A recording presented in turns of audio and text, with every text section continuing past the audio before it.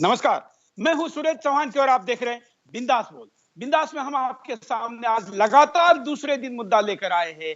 भारत में जो आर्थिक क्षेत्र में मोदी जी ने क्रांतिकारी कदम उठाया है, उसका राजनीतिक दृष्टिकोण से विरोध करना कितना सही, ये बिंदास बोल का आज मुद्दा है। हम आपके सामने कल लेकर आए थे। इस पूरे मुद्दे का फायदा क्या होगा और लोगों को इसको कैसे देखना चाहिए। हम 2 साल से आपके सामने विभिन्न समय पर इसी मुद्दे को लेकर आए हैं और हम आपको यह भी बताना चाहते हैं कि हिंदुस्तान की आर्थिक आजादी की यह शुरुआत है और केवल पहला कदम है। पहले कदम पर ही आप इसका पूरा अनुमान लगाएं, यह गलत है, इसका विरोध करें उससे ज्यादा गलत है। और इसलिए राजनीतिक दृष्टिकोण से जो लोग विरोध करें उन लोगों को समझाने के लिए, हिंदुस्तान की क्या प्रतिक्रिया है उनको बताने के लिए आज का बिंदास बोल हम आपके सामने लेकर आए हैं। हम चाहते हैं कि आप हमेशा की तरह बेखौफ होकर फोन करें और खास करके उन नेताओं को जिनको आपने नोट बदलने के लिए कम समय मिला है, इसलिए मोदी जी को कोस रहे हैं, ऐसे लोगों को हिंदुस्तान की राय जरूर बताएं। पहले मुद्दा देखते हैं।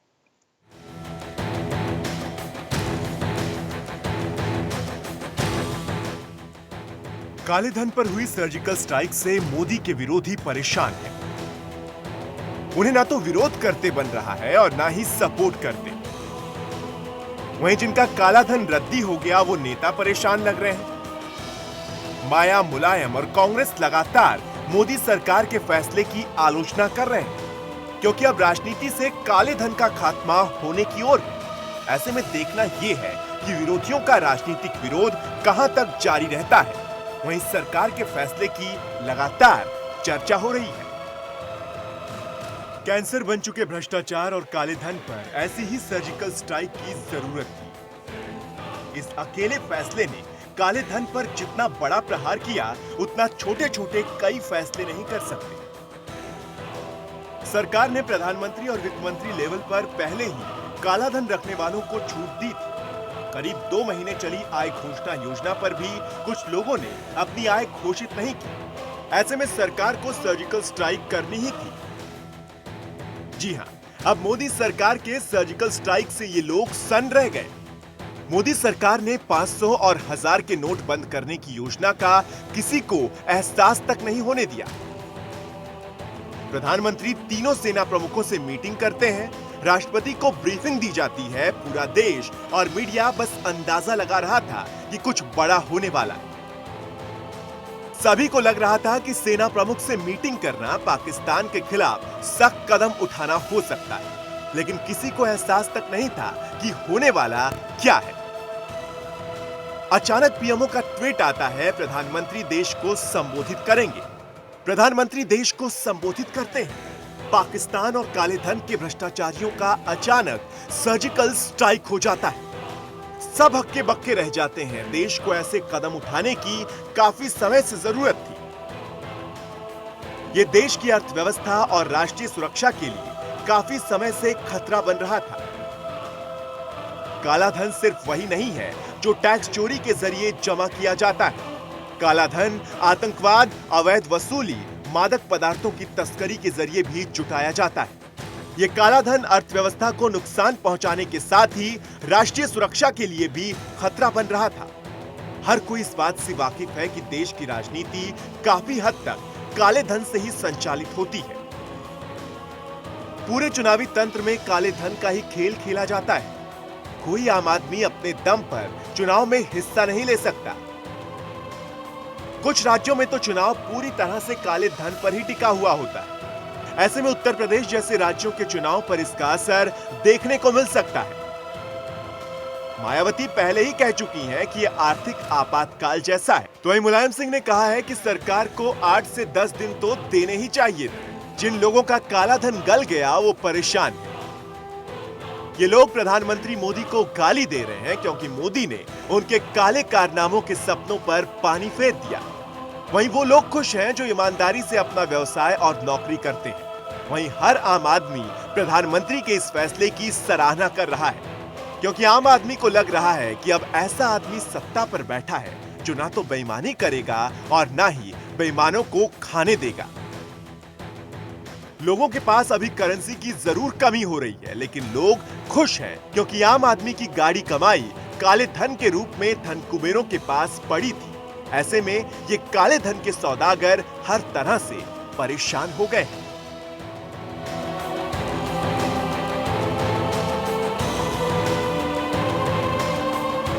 और मुद्दा इतना बड़ा है कि इस मुद्दे पर जापान में जाने के बाद भी भारत के प्रधानमंत्री ने देश को और दुनिया को संबोधित करते हुए इस कदम का जिक्र किया। मैंने कल भी आपको बताया था और मैं रोज इंटरनेशनल मीडिया में देख रहा हूं कि जब से यह निर्णय हुआ है दुनिया के तमाम देशों में इसकी चर्चा है। मोदी जी ने क्या कहा जापान में, देख लीजिए।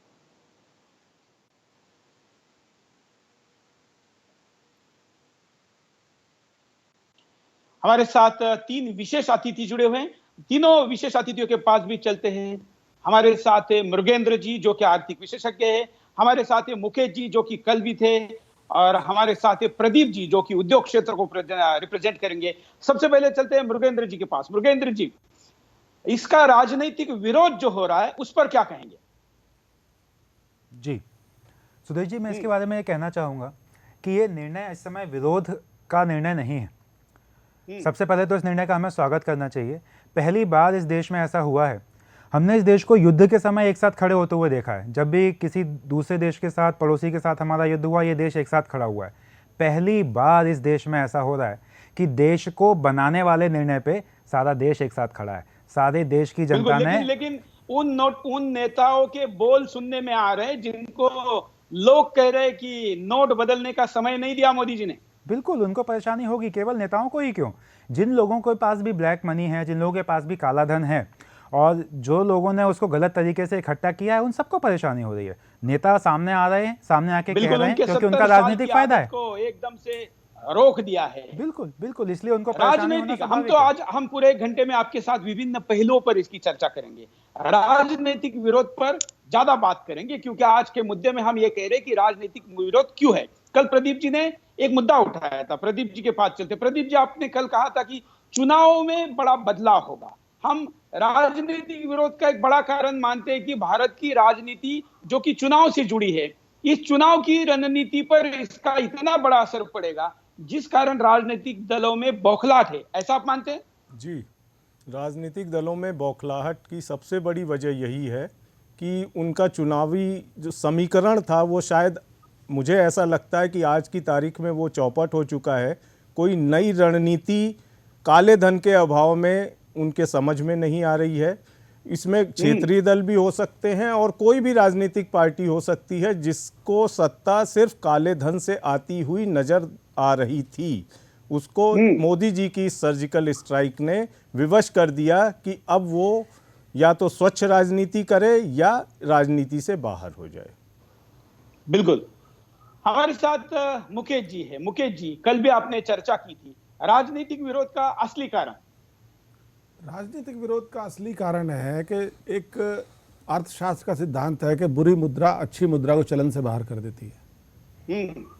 तो जो अच्छे लोग हैं उनको राजनीति से काले धन के कुबेरों ने सफाया कर दिया है।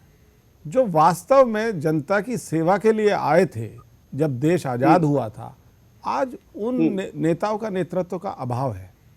अपहरणकर्ता, माफिया और दूसरे तरह के अपराधियों ने राजनीति पे शिकंजा कसना शुरू कर दिया।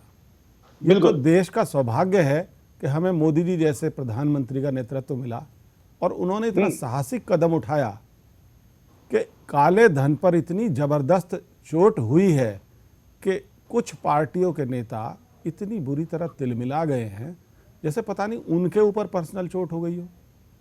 बहाना ले रहे हैं गरीब जनता का। ऐसे कई नेताओं की बाइट भी है, हम उन्हीं की भाषा में सुनाना चाहते हैं कि वो क्या कहना चाहते हैं। मायावती क्या कहती है, देखते हैं।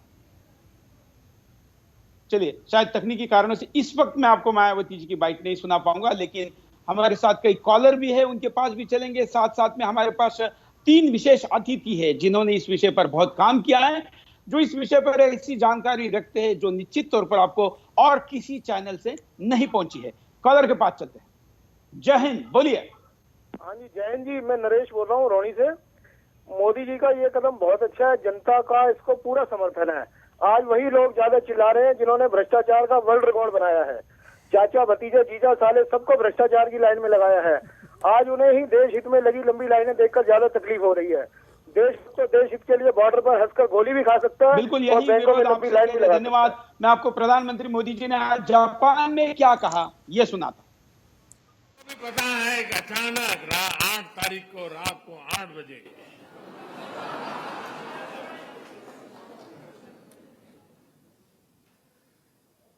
$500 और 1000 की नोट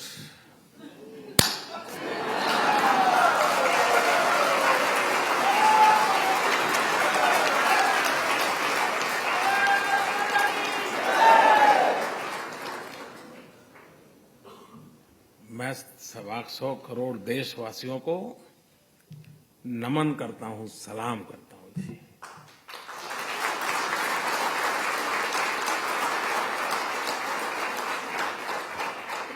घर में शादी है, पैसे नहीं है। मां बीमार है, 1000 की नोटों का थप्पा है, लेकिन मुश्किल है। इन सब के बावजूद भी तकलीफ है, ये पता है, खुद को है पता है, अड़ोस पड़ोस को है पता है, उसके बावजूद भी लोग मुंह में उंगली डाल डाल करके पूछवाते थे, मोदी को कुछ बोलो, कुछ मोदी के खिलाफ बोलो, ऐसा भी चल रहा था। लेकिन मैं देश के लोगों को 100 सलाम करता हूं। प्रदीप जी, हमने देखा कि प्रधानमंत्री के भाषण पर जापान में भी तालियां बज रही है और वहां पर भी लोग भारत माता की जय के साथ समर्थन कर रहे, तो कुछ लोग यहां पर क्यों विरोध कर रहे? अब देखिए, चूंकि कुछ राजनीतिक दल के शीर्ष नेता इस निर्णय के विरोध में हैं, तो कुछ आवाज़ें तो आएंगी ही, इसमें कोई ऐसी अतिशयोक्ति नहीं है कि ऐसी आवाज़ें ना आए। लेकिन हमें ये देखना है कि इस राष्ट्र के 125 करोड़ लोगों में वो आवाज़ें कितनी हैं, और अगर किसी को तकलीफ है, जैसा कि बहुत से लोगों को तकलीफ है जिनके जेब में छुट्टे पैसे नहीं है, लाइन में लगे हैं, उनसे हमें ये जानने की ज़रूरत है कि क्या वो इस निर्णय के विरोध में है। ऐसी कोई आवाज़ उन व्यक्तियों की नहीं आई। वो जो शिकायत कर रहे हैं वो सिर्फ एडमिनिस्ट्रेटिव शिकायत कर रहे हैं कि ऐसा हो गया होता, एटीएम में कैश ज़्यादा डाल दिया होता या बैंक में कुछ एक्स्ट्रा काउंटर खोल दिए होते। लेकिन जो मूल प्रश्न है कि क्या इस नोट बिल्कुल आपने जिस एटीएम की नाम ली है, उस एटीएम के सामने गांधी घराने का कोई वारिस पहली बार पहुंचा है। यह भी इस नोटों के बदलाव का परिणाम है कि राहुल गांधी को कम से कम राजनीति के लिए भी क्यों ना हो एटीएम के सामने जाना पड़ा। जिनके पास एटीएम नहीं, आरबीआई की खजाने की चाबी है, ऐसा लोग समझते, उस घराने के वारिस को एटीएम तक जाने की नौबत आना भी अपने आप में इस अभियान का एक बड़ा परिणाम है। क्या कहा राहुल गांधी ने, उसको देख। गरीब व्यक्ति को कष्ट हो रहा है। मैं यहाँ 4000 रुपए बदलने आया हूँ। जब मैं यहाँ पहुंचा, लाइन को अंदर कर दिया, तो जब मैं यहाँ आया हूँ, लोगों को अंदर कर दिया है। मैं लाइन में खड़ा होना चाहता हूँ, इसलिए मैं यहाँ आया हूँ। इस स्कीम के बारे में, ओवरऑल इस स्कीम के बारे में आप क्या समर्थन? भैया आप ऐसे करिए, देखिए आपको ये बात समझ में नहीं आएगी। ये आपको ना मीडिया वालों ना मीडिया वालों को समझ में ना मीडिया वालों को समझ में आएगी, ना आपके करोड़पति मालिकों को समझ आएगी, ना प्रधानमंत्री जी को समझ आएगी। यहाँ पे लोगों को कष्ट हो रहा है, दुख हो रहा है, दर्द हो रहा है, इसीलिए मैं इनके साथ यहाँ खड़ा हूँ। बस सीधी सी बात है। कुछ रिलैक्सेशन नहीं, मेरे लोगों को कष्ट हो रहा है, मैं उनके साथ खड़ा हुआ हूँ। धन्यवाद। समाधान क्या है? राहुल गांधी आज बैंक के क्यू में खड़े रहे और उन्हें लगा कि कोई बहुत दिग्विजय प्राप्त किया है। सारी जनता और हम भी हमेशा ही क्यू में रहते हैं। ये राहुल गांधी पहली दफा क्यू में खड़े हो गए तो एक नौटंकी है, क्योंकि कभी क्यू में खड़े नहीं रहे। अगर पार्टी में भी लीडरशिप के क्यू में खड़े होते तो कहाँ होते आज। लेकिन वो तो जन्म से ही उनका लीडरशिप मिलता है, बट वो उनका अंदर का प्रॉब्लम है। देखिए, मुझे तो खुशी है कि राहुल गांधी जी जैसे व्यक्ति को भी आज लाइन में लगना पड़ा अपने खर्चे के लिए, क्योंकि क्या राजा क्या रंक, यही लोकतंत्र है। और मैं भी लाइन में लगी थी, उनको बताना चाहती हूँ, लेकिन मैंने 4,000 नहीं, मैंने 10,000 विड्रॉ किया था। और खुशी इस बात की है कि एक ही झटके में सबको जो है बराबर कर दिया गया। तो चाहे आप गांधी परिवार के राजकुमार क्यों ना हो, लेकिन पैसा निकाल।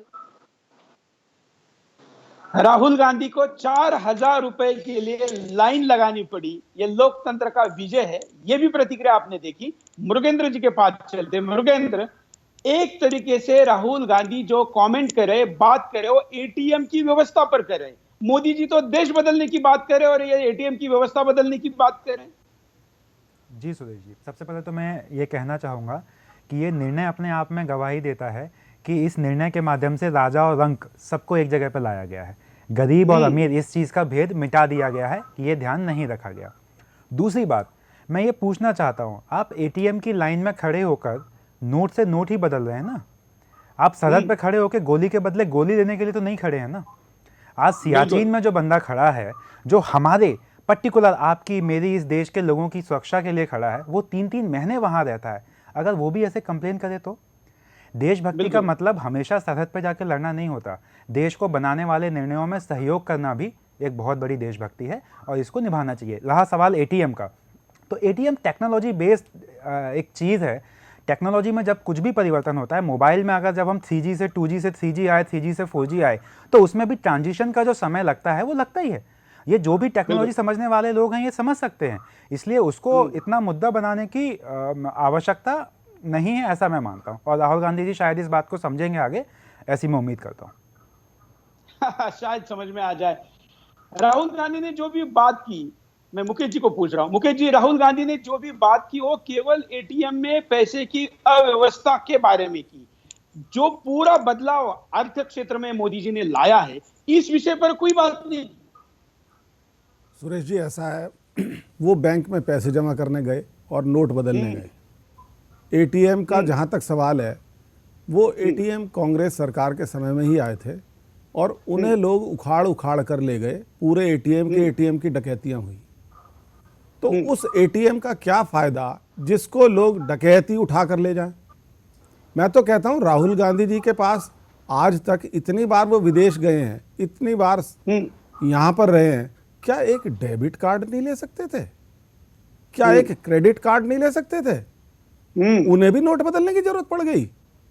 तो वो क्या सिखाना चाहते हैं हमारे देश की? क्रेडिट डेबिट कार्ड की जरूरत नहीं है।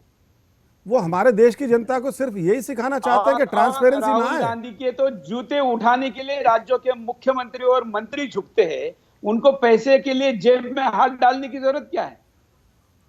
एक्चुअल में अगर वो कहीं खर्चा आज तक किया हो उन्होंने, तो उनसे आप 10 चीजों के रेट पूछ लो, अगर वो 2 के भी बता सके तो।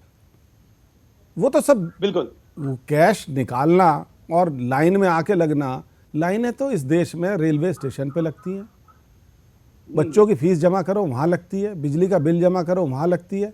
ये लाइन लगती क्यों है? लाइन लगती इसलिए है क्योंकि हम नकद लेन देन में वहाँ पर पैसा जमा करने जाते हैं।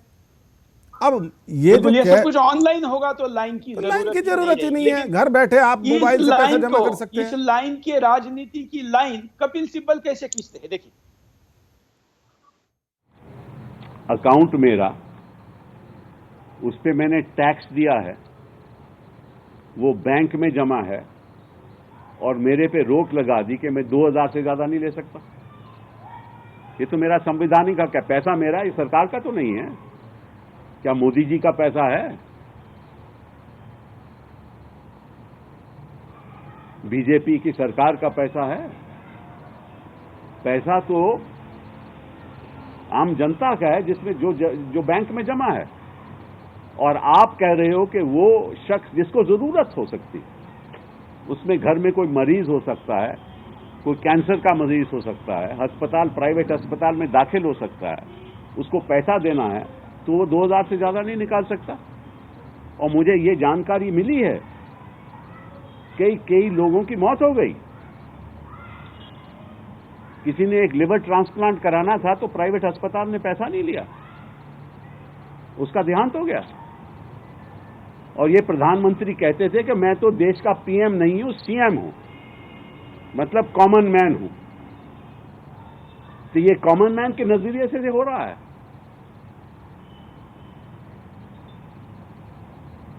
आपने मतलब के, और ऐसी सिचुएशन में जब प्रधानमंत्री को हिंदुस्तान रहना चाहिए था, आप जापान चले गए। और हो क्या रहा है पिछले 3 दिन में?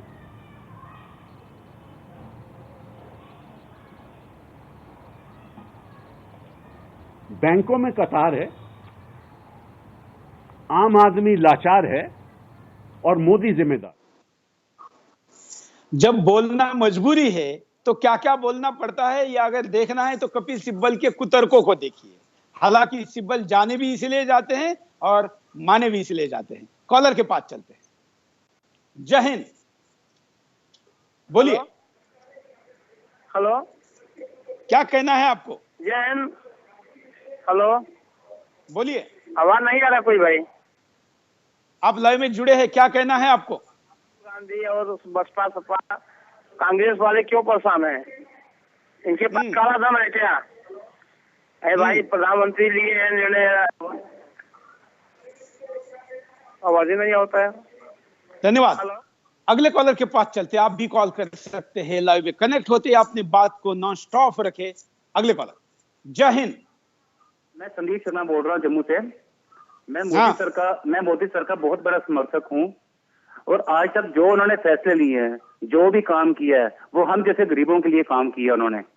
आज तक जो भी उन्होंने कदम उठाए हैं, वो हम गरीबों के लिए उठाए हैं। वो गरीबों के मसीहा हैं, वो हम सबके मसीहा हैं। लेकिन आज हम 3 दिन से लाइन पे भी खड़े हैं, हर जगह खड़े हैं, लोगों के साथ बातें भी कर रहे हैं।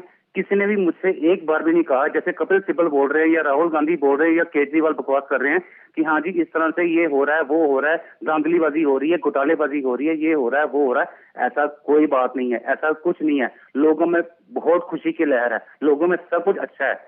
लेकिन सर, मेरा एक सवाल है, मेरा एक छोटा सा प्रश्न है कि ये जो एक नई अफवाह उड़ाई जा रही है कि हाँ जी ये बीजेपी वालों को पहले से ही मालूम था कि हाँ जी ऐसा कुछ होने वाला है, तो उन्होंने अपना माल पहले ही ठिकाने लगा दिया। जैसे केजरीवाल ने आज एक बयान,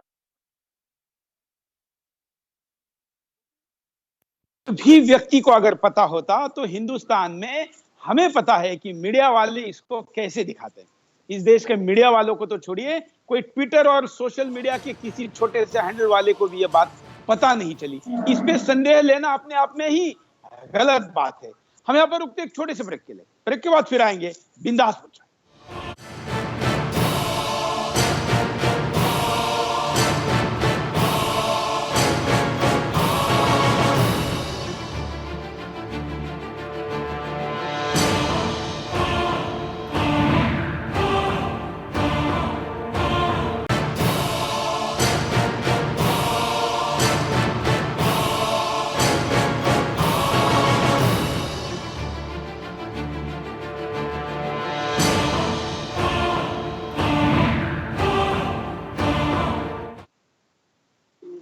ब्रेक के बाद आपका एक बार फिर से स्वागत है। आप बिंदास बोल देख रहे हैं और बिंदास में हम आपके सामने आज 3 विशेष अतिथियों के साथ पूरे हिंदुस्तान को अपनी बात रखने का मौका दे रहे हैं। आप टेलीफोन पर कॉल करके अपनी बात रख सकते हैं, आप हमारे तमाम सोशल मीडिया के हैंडल पर कॉल कर सकते हैं, आप हमको स्काइप कॉल भी कर सकते हैं और इस चर्चा को आगे बढ़ा सकते हैं। हमारा व्हाट्सएप नंबर भी स्क्रीन पर चल रहा है, जिस पर आप अपनी बात को रखें, हम इसको हमारे विभिन्न ग्रुप पर भी शेयर करेंगे।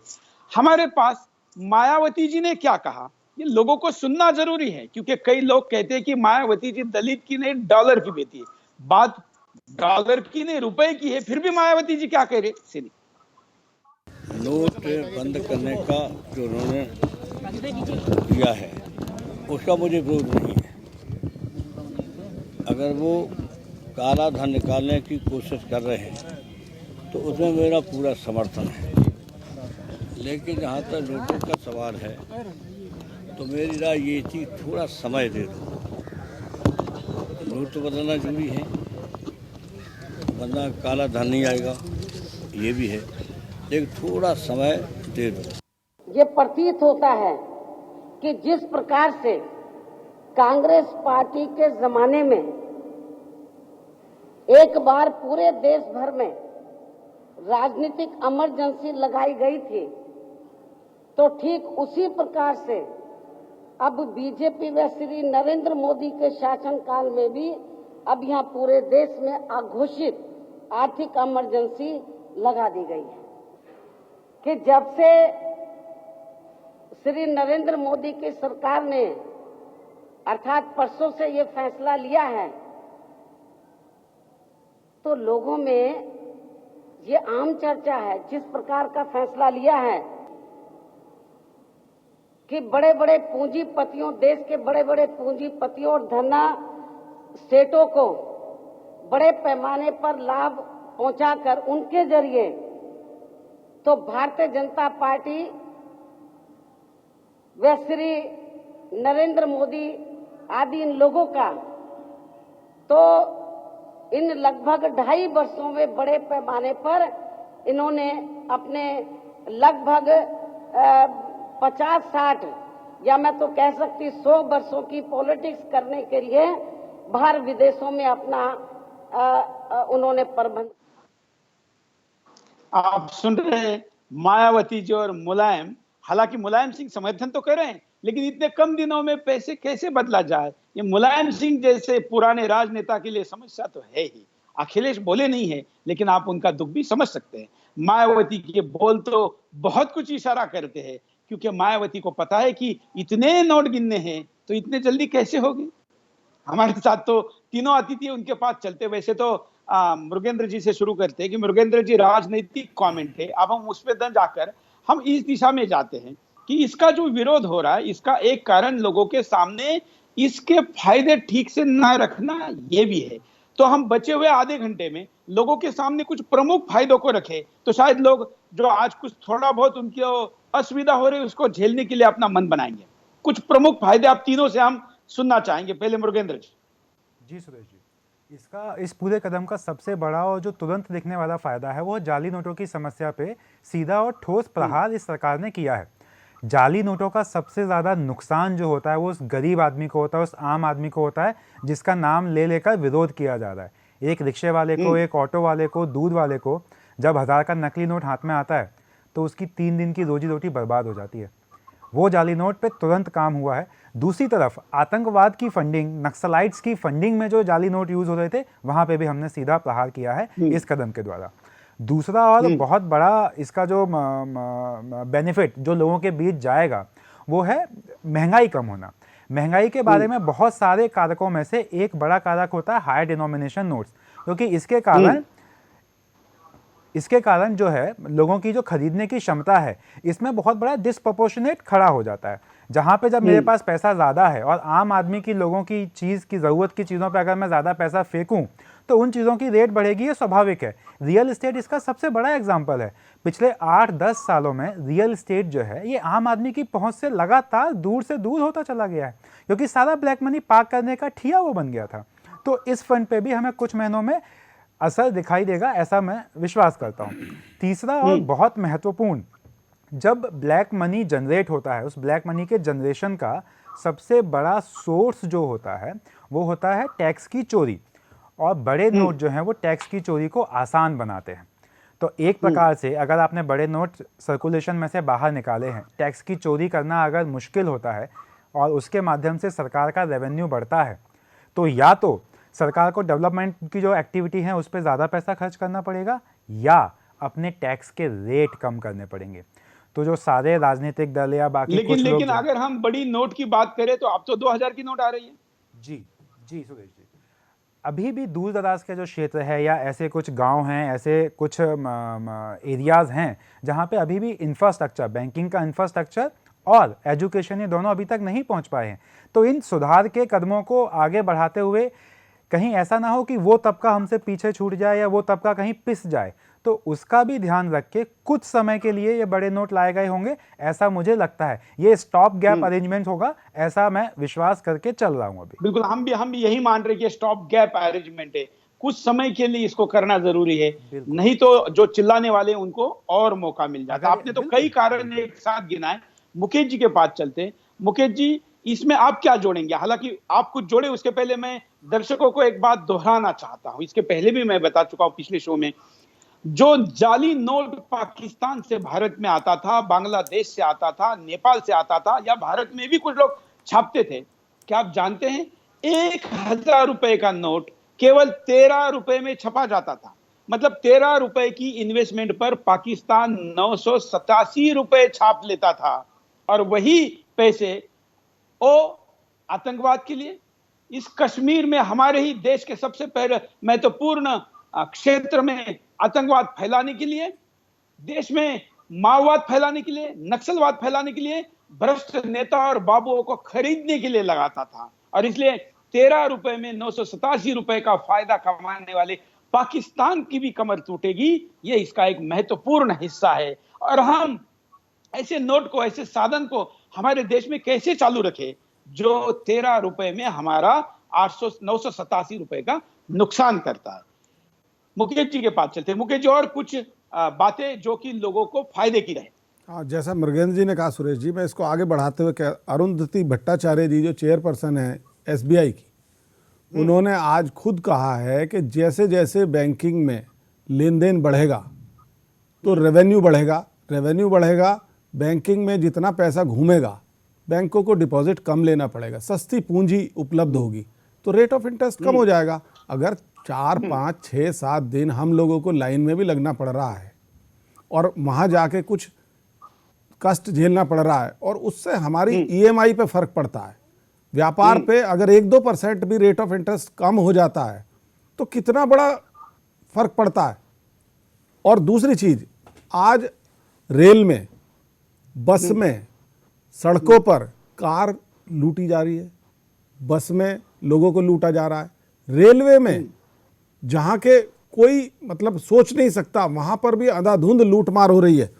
और डॉवरी, दहेज, आज शादियों का मौसम है, कल बहुत सारी शादियाँ थी, क्या दहेज देना और लेना ठीक है? दहेज किस फॉर्म में दिया जाता है? आज तक किसी ने चेक से दहेज दिया है? बेटा और बेटी दोनों ही तो माँ बाप की संतान है, प्रॉपर्टी तो दोनों में बराबर बंटती है, फिर बेटी के नाम पर दहेज क्यों मांगा जाता है? मेरी भी 2 बेटी हैं, औरों की भी बेटियां होंगी, और उस औरत का प्रोस्टिट्यूशन, इस समाज का अभिशाप, वो काले धन पर चलता है, उसका किसी ने आज तक चेक से पेमेंट नहीं किया होगा। तो हम इन सब बुराइयों से अगर छुटकारा पा सकते हैं, रास्ते में अगर हम अपने बच्चों के साथ जा रहे हैं, 4 गुंडे अगर हमारी कनपट्टी पे रिवॉल्वर लगा के, बुलंदशहर रेप कांड अभी ताजा है, आपके सामने है, बिल्कुल कानून को तोड़ने के लिए हर जगह पुलिस को तैनात करना संभव नहीं है, लेकिन फिर भी मैं ये कहूँगा कि गुंडों में कुछ खौफ, या जो गुंडागर्दी पर उतारू हैं वो गुंडागर्दी कर क्यों रहे हैं? आखिर उन्हें काम क्यों नहीं मिल रहा है? देश की अर्थव्यवस्था आगे बढ़ क्यों नहीं रही है? इसलिए नहीं बढ़ रही है कि इंफ्रास्ट्रक्चर डेवलप नहीं हो पा रहा है, उनको काम नहीं मिल पा रहा है, वो खाली हैं आज। जब तक हम इंफ्रास्ट्रक्चर को डेवलप नहीं करेंगे, डिसेंट्रलाइजेशन ऑफ डेवलपमेंट पूरे देश में नहीं होगा। आज दिल्ली में स्लम्स क्यों है, बॉम्बे में स्लम्स क्यों है, बेंगलोर में स्लम्स क्यों है? लोग गांवों से निकल के आ रहे हैं बेचारे, यहाँ पर भीख मांग रहे हैं, हर चौराहे पे, सड़कों पे मैं देखता हूँ, हर रेड लाइट पे भीख मांग रहे हैं, बुरा हाल है। छोटे छोटे बच्चे कागज बीन रहे हैं, हमें उनकी तरफ देखना चाहिए। हमें इस छोटे से कष्ट से अगर देश में बहुत बड़ा बदलाव लाया जा सकता है तो हमें उन गरीबों की तरफ भी देखना चाहिए। और जहाँ तक ग्रामीण अर्थव्यवस्था की बात है, तो शहर में लोग एक कॉलोनी में, एक अपार्टमेंट में एक दूसरे को बेशक न जानते हों, लेकिन मैं ग्रामीण, मेरे नंसाल है, मैं जानता हूँ अच्छी तरह से, ग्रामीण लोगों में इतना मेलजोल होता है कि वहाँ आप 1-1 महीने का उधार आपस में ले सकते हैं। किसी के घर पे खाना नहीं है तो पड़ोसी उसको खाना दे देगा, खाना दे सकता है। लोग उसकी दुहाई दे रहे हैं कि गाँव में लोग परेशान हैं। किसान की तो पूरी की पूरी इनकम वाइट की होती है। बिल्कुल, आज हमने, मुकेश जी और मैं तीनों के साथ पूरे दर्शकों को बताना चाहूंगा कि पिछले 3 दिनों में हमने हमारे देश भर के 1000 से ज्यादा नागरिक, पत्रकार, स्ट्रिंगर, इन तीनों लोगों से, जो कि हमारा न्यूज कलेक्शन का नेटवर्क है, इनके थ्रू लोगों की प्रतिक्रिया को जाना। विशेष बात यह रही कि सब लोगों ने यह कहा है कि 2 दिन 4 दिन की परेशानी हम झेलने के लिए तैयार हैं, लेकिन कैमरों के सामने अपनी अदाकारी पेश करने वाले नेताओं को दिल्ली और मेट्रो में ज्यादा तकलीफ दिखाई दे रही है।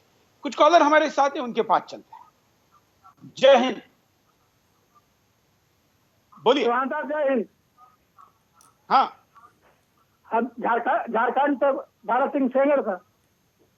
सही बोल दिया। बोलिए।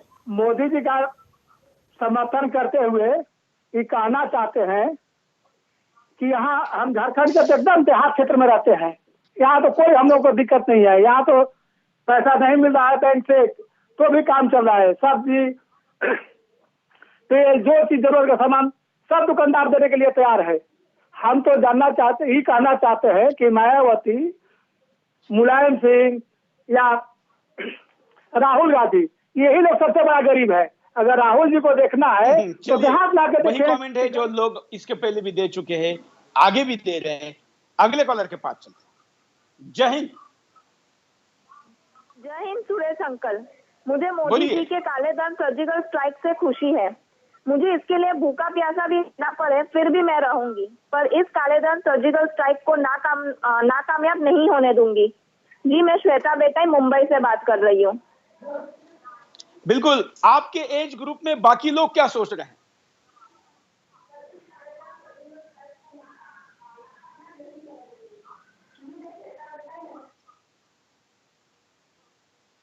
चलिए, हमारे साथ उद्योगपति के प्रतिनिधि के तौर पर भी गेस्ट है, उनके पास चलते हैं। क्या उद्योग क्षेत्र के फायदे क्या? इन दोनों ने विभिन्न प्रकार के फायदों की बात की, आप क्या बताएंगे? प्रदीप जी। हाँ, मैं मृगेंद्र जी और मुकेश शर्मा जी की बातों को समावेश कर आगे बढ़ाइए, आगे बढ़ाइए। समावेश औद्योगिक दृष्टि के रूप में करके मुख्यतः बोलना चाहता हूं। जैसा कि इन लोगों ने बताया कि टैक्स की दरें जब रेवेन्यू ज़्यादा होगा तो कम होंगी, उद्योग जगत इससे बहुत हर्षित होगा। दूसरी बात ये निकल के आई कि जब बैंकों के पास पैसा पर्याप्त होगा तो उन बैंकों द्वारा उद्योगपति व अन्य व्यक्तियों को दिया जाने वाला ऋण कुछ कम ब्याज दरों पे मिलेगा। उससे उद्योग जगत इंटरनेशनल मार्केट में अपना मटेरियल दे देगा, कॉम्पिटिटिव रेट पे दे देगा और इससे भारत की अर्थव्यवस्था में बहुत बड़ा योगदान होगा। प्रदीप जी, आप इस मुद्दे को थोड़ा एक्सप्लोर करके बताएं, विस्तार से बताएं कि ये क्या कह रहे हैं आप, क्योंकि लोग नहीं जानते कि भारत में हम जो 15 से 18% इंटरेस्ट देते हैं, जापान जैसे देश में 0 इंटरेस्ट है, और दक्षिण कोरिया जैसे देश में पैसे रखने के लिए बैंकों को मेंटेनेंस चार्ज देना पड़ता है। हिंदुस्तान की जनता को ये भी थोड़ा विस्तार से बताएंगे तो आप एक बहुत बड़े वर्ग को एड्रेस कर पाएंगे। बिल्कुल सुरेश जी, मैं बताना चाहूँगा कि आज अगर एक उद्योगपति या कोई भी व्यक्ति बैंक से कर्ज लेता है तो 2 बातें होती हैं। मैं दूसरी बात पे बाद में आऊँगा। एक तो उसको कोई ना कोई सिक्योरिटी रखनी पड़ती है और दूसरे ब्याज दर जो 15-16% के लगभग बैठती है उस पे वो अपना कारखाना चलाता है। होता क्या है कि जब वो एमएनसी या कोई विदेशी कंपनी से compete करना चाहता है तो उस कंपनी के आगे खड़ा नहीं हो पाता है। उसका कारण ये है कि वो कंपनी शायद अपने देश में और ज़्यादातर देश में विश्व के 4%, 3% ब्याज दर पे उस कंपनी को लोन मिल जाता है बैंकों से। हमें 15-16% पे मिलता है, तो इतना गैप तो हम शुरुआत में ही बना लेते हैं और उनसे पिछड़ जाते हैं। तो इसका खुलासा इस ढंग से मैं करना चाहता हूं कि जब ये काले धन पे जो स्ट्राइक हुआ है इसकी वजह से बैंक में पैसा आएगा। सब लोग कोशिश करेंगे कि हम अपनी जो भी कमाई है वो चेक, एटीएम और इन सब माध्यमों से सरकार के सामने रख कर करें और बैंक उस रेवेन्यू को सरकार को ट्रांसफ़र करेगा। सरकार फिर बैंकों को निर्देशित करेगी कि आपके पास काफ़ी पैसा आ गया है, ब्याज दर घटाइए, या सरकार कोई रेगुलेशन भी ला सकती है जिसे बैंक को मानना होगा। तो उस दृष्टिकोण से आम व्यक्ति, चाहे वो व्यापारी हो, चाहे कोई छोटा मोटा कारोबार करता हो, या कोई भी एक स्कूटर लोन ले रहा हो या किसी भी चीज़ का वो कर्ज ले रहा हो, उसकी ब्याज दरें निश्चित रूप से नीचे आएंगी। दूसरा, व्यापारी के सामने टैक्स का जो स्ट्रक्चर है उसकी दरें, ये दरें भी स्वतः ही नीचे आ जाएंगी, चूँकि सरकार के पास में रेवेन्यू ज़्यादा जाएगा जब ये सारी चीज़ें बैंकों के माध्यम से होने लगेंगी। तीसरी, चूँकि समय शायद कम है, मैं जो एक बात कहना चाहता हूं कि आज हम लोग देख रहे हैं कि हम लोग कैश में लेन देन कर रहे हैं और कैश एक रात में ख़त्म होने पे कितनी अफरा तफरी हो गई। कुछ लोग कह रहे हैं साहब मेरे को सब्जी वाला सब्जी नहीं दे रहा, कुछ लोग कह रहे हैं दूध वाला दूध नहीं दे रहा। साहब ये व्यक्तिगत बात है। व्यक्तिगत बात इसलिए है कि इस कैश का गायब हो जाना, ये कैश आज मोदी जी की वजह से गायब हुआ, उस गायब की बात मैं नहीं कर रहा। एक व्यक्ति से दूसरे व्यक्ति के पास, तीसरे व्यक्ति के पास जाता है, गायब हो जाता है, साख नहीं बन पाती है। जब कार्य बैंकों के माध्यम से होगा तो व्यक्ति की साख बनेगी। आज उसको बैंक 10,000 कर्ज देता है तो साख के आधार पे 20,000 देगा। जो आप बात बता रहे हैं, इस बात को खास करके आप सब्जी वाला और जो आम व्यक्ति की बात बोल रहे हैं, इसको थोड़ा विस्तार से बताइए, क्योंकि मैं जानता हूं कि ये जो तबका है जो सब्जी बेचता है, चाय की दुकान चलाता है, ठेला जिसको हम कह सकते हैं, इस कैटेगरी के लोगों को रोज का व्यवसाय चलाने के लिए 300% से इंटरेस्ट देना पड़ता है। लोग जानते नहीं है 1,000 रुपए का सामान जब लाते हैं तो उनको कितने पैसे रोज देने पड़ते हैं।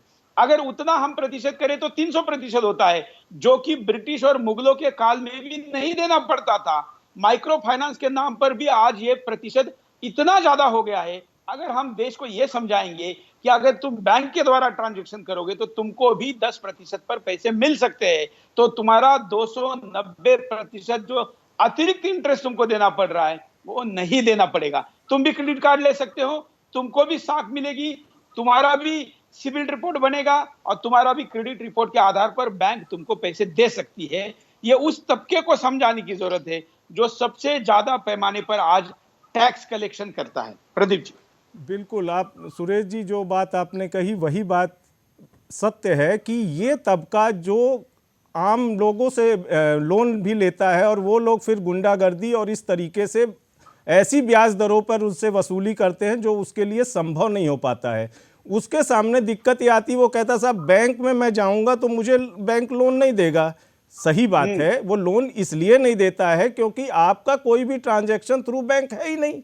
जब वो छोटा व्यापारी, छोटा सब्जी वाला अपने जनधन खाता या जो भी खाते के तहत उसका अकाउंट खुला हुआ है उसमें वो ट्रांजैक्शन नियमित रूप से करेगा और हो सकता है कि कुछ उसके जो ग्राहक हैं वो डायरेक्ट उसको पेमेंट भी उस खाते के थ्रू दे, तो बैंक भी समझेगा कि ये व्यक्ति की एक साख है, इसका एनुअल टर्नओवर चाहे 50,000 ही रुपया सही इतना है, इसको इतना लोन दिया जा सकता है। जो निश्चित रूप से जो भ्रष्टाचारी उसको लोन देते हैं और उससे मनमाना ब्याज वसूल करते हैं उससे बहुत ही कम दरों पर होगा। तो इस तरीके से एक साख बढ़ेगी। तो मोदी जी के सर्जिकल स्ट्राइक में मेरे को ऐसा भविष्य में प्रतीत हो रहा है कि इस देश के 125 करोड़ लोगों में साख नियमित होना और साख की मात्रा बढ़ना, ये सबसे बड़ी देन इस सर्जिकल स्ट्राइक की होगी अन्य देनों के अलावा, क्योंकि व्यक्ति अच्छा आप बात पूरी करिए, आप बात करें, क्योंकि मैं चाहता हूं कि आप जैसे लोग बात करें तो लोग ज्यादा समझेंगे, क्योंकि जो प्रत्यक्ष उद्योग चलाते हैं, जो प्रत्यक्ष कई लोगों को रोजगार देते हैं, ऐसे लोगों के द्वारा प्रत्यक्ष अनुभव का उदाहरण जाना चाहिए। आप कंटिन्यू करिए। उदाहरण के तौर पे मैं ये कह सकता हूं कि आज एक व्यक्ति दूसरे व्यक्ति से जो कैश में आपस में लेन देन कर रहे हैं बिल्कुल विश्वास नहीं करता है, क्योंकि उसे पता है कि कल को इसने कहा कि कैश मेरे को नहीं देना तो कोई उसके पास जरिया नहीं है, ना कोई बिल है ना कुछ है। अगर वही ट्रांजैक्शन बैंक के माध्यम से होगी तो कल सरकार इन नियमों में भी परिवर्तन कर देगी कि जो धारा 138 जो चेक के ऊपर एक शंका होती है उसके खिलाफ सख्त कानून आ जाएगा। तो ये जो केसेस आज हो जाते हैं वो भी खत्म हो जाएंगे और एक चेक की अपनी एक साख निर्मित हो जाएगी। चेक ड्राफ्ट से भी बड़ी चीज हो जाएगी क्योंकि वह त्वरित दिया जा सकता है। तो इस तरीके से मोदी जी के इस स्ट्राइक से जो हमारे इंस्ट्रूमेंट ऑफ निगोशिएशन है उनकी भी साख बढ़ेगी, जो व्यक्ति उन चीज़ों का आदान प्रदान लेन देन कर रहे हैं उनकी भी साख बढ़ेगी, बैंक में उनके अकाउंट के स्टेटमेंट के आधार पे बैंक की नज़र में भी उनकी साख बढ़ेगी और वो कम ब्याज पर, कम प्रतिशत पर लोन लेके अपना कारोबार या जिस भी दिशा में वो लोन ले रहे हैं उसमें वो सफल होंगे और लोन सस्ती दरों पर मिलेगा और वो ये सस्ती दर ही उस व्यक्ति के उज्जवल भविष्य की ओर उसे बढ़ाएंगी और देश बढ़ेगा अगर सारे के सभी व्यक्तियों के साथ ऐसा हो। सुदेश मैं बस अच्छा, मुकेश जी से साथ दो बातें जोड़ना चाहूंगा। एक बात लोग कहते हैं कि हम इंटरेस्ट पर जब बात करते हैं तो हिंदुस्तान का एक बहुत बड़ा तबका है जो बैंक में डिपॉजिट रखता है और उस डिपॉजिट के आधार पर उसका रिटायरमेंट का प्लान चलता है, वो पीएफ हो या सामान्य लोग भी हो। बैंक में एक एफडी कर दी तो उनका एक तरीके से सबसे सेफेस्ट सुरक्षित निवेश वो मानते हैं, रिटर्न मानते हैं। अगर ब्याज दरें घटेगी तो उन लोगों का क्या होगा, ये भी चिंता कुछ लोगों की तरफ से पूछी जा रही है। हाँ बिल्कुल, आपने बहुत अच्छा सवाल किया है, क्योंकि अगर बैंक का रेट ऑफ इंटरेस्ट 3 या 4% हो जाता है जैसा कि विदेशों में है, तो इतना रेवेन्यू सरकार के पास आएगा। अर्थ क्रांति प्रपोजल में हमने इसका पूरा कैलकुलेशन करके बताया हुआ है कि सरकार सोशल सिक्योरिटी बीपीएल को प्रोवाइड करेगी। इवन जिन लोगों को खाने के लिए पैसा नहीं है, उनको ऐसा तो नहीं है, उस देश में पैदा हुए हैं, उस देश के नागरिक हैं, उनको रोटी खाने का अधिकार है।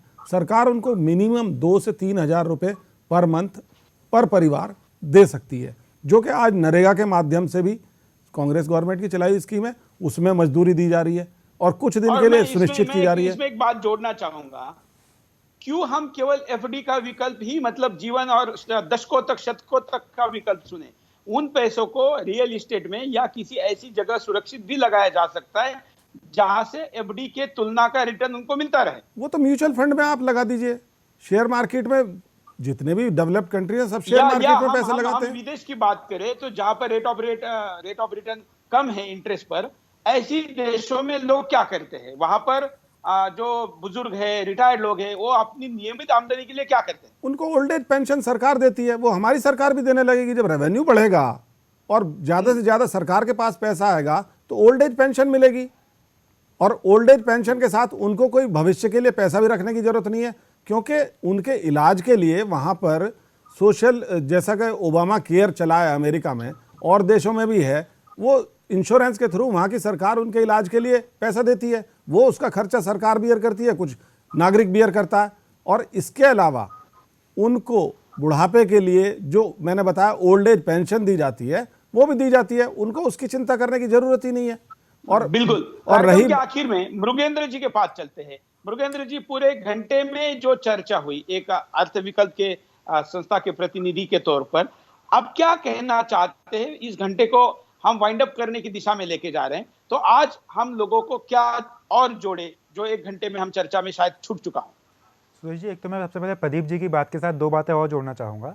ये जो 500 1000 के नोट को वापस करने का कदम है और लोगों की साख बढ़ाने की तरफ जो इस सरकार ने प्रयास किया है, अगर आप देखें तो ये सरकार जब बनी थी उस समय से इस दिशा में प्रयास शुरू हो गए थे।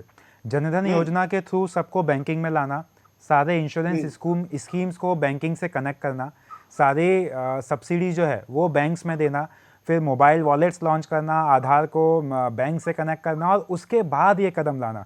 मतलब ये सोची समझी रणनीति के तहत ये कदम उठाया गया है, जिससे लोगों में विश्वास बढ़े, लोगों की साख बढ़े और उसके बाद वो इसको अडॉप्ट कर सके।